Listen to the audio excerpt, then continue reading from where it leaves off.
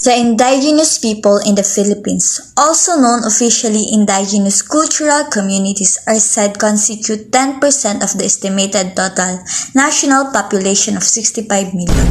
They are popularly referred to as cultural minorities. They make up about 10% of the population and are often poor and without land. They've been forced to move from their homes and now fight to keep their cultures and ways of life. There's a lot of debate about exactly how many ICCs there are and what their names should be, because the information isn't always consistent. The ICCs want the right to decide their own future.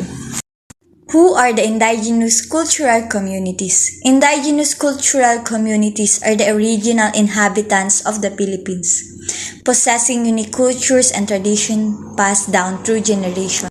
They are distinct from the majority population and often face challenges in preserving their heritage and way of life.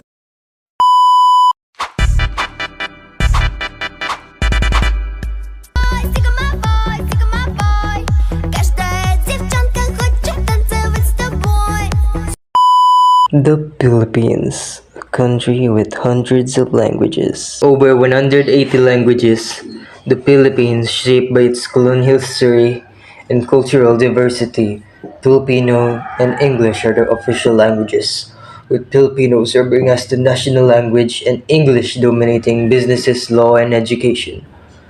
Regional languages such as Cebuano, Ilocano, and Hiligaynon are widely spoken, while indigenous languages such as Ibaton and Monobo face a decline due to the increasing urbanization and globalization.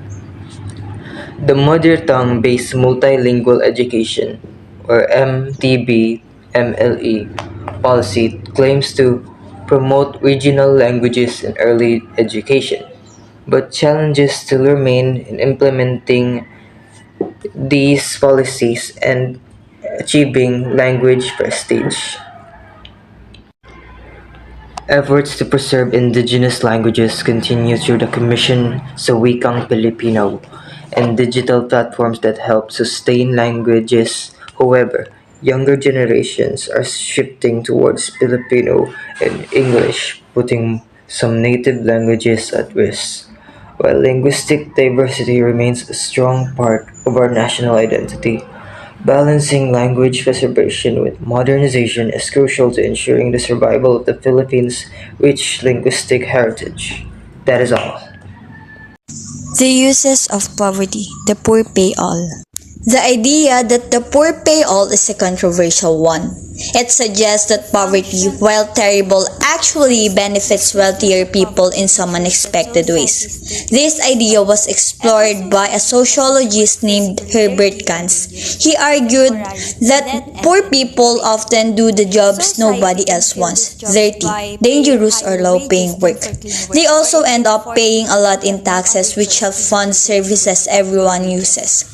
Gans' theory is very controversial because it seems to suggest that poverty is somehow useful, which is unfair and untrue.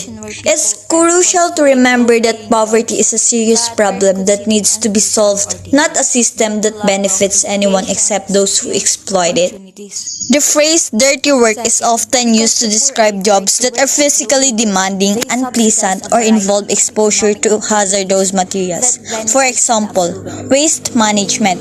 Garbage collectors and landfill workers deal with unpleasant odors and potentially hazardous materials. They work in all weather conditions and often face physical strain.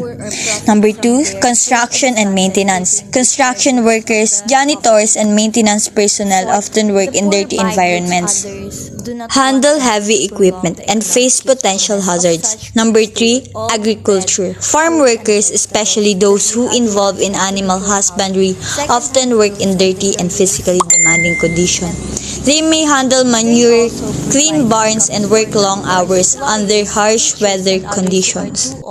It's crucial to remember that these jobs are essential to society and that the individuals who perform them deserve respect and fair treatment. In order to uphold the legitimacy of conventional norms, society uses poor people as examples of bad behavior to show others why they should be good. poor people are punished more easily than rich people for doing bad things.